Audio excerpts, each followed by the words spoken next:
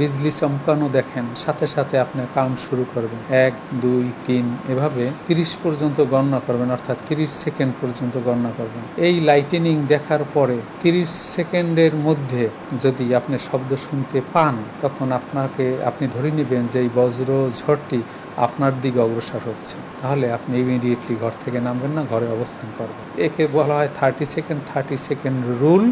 এটা United states of আমেরিকাতেও follow করা হয়। এই 30 সেকেন্ড বিধি যদি বাংলাদেশেও ফলো করা হয় এবং এটা যদি প্রচার করেন আপনারা, তাহলে মানুষ উপকৃত হবে। যদি খোলা মাঠে আপনি অবস্থান করেন, তাহলে জড়সড় হয়ে বৃদ্ধাঙ্গুলের উপরে ভর করে মাথা নিচু করে বসে থাকতে হবে, যতটুকু সম্ভব নিচু হয়ে বসে থাকা যায়। এই খোলা মাঠে আপনি যদি সবচেয়ে উঁচু অবজেক্ট হন, তাহলে বজ্রঝড়ের আপনি বজ্রপাতে আক্রান্ত হতে পারেন।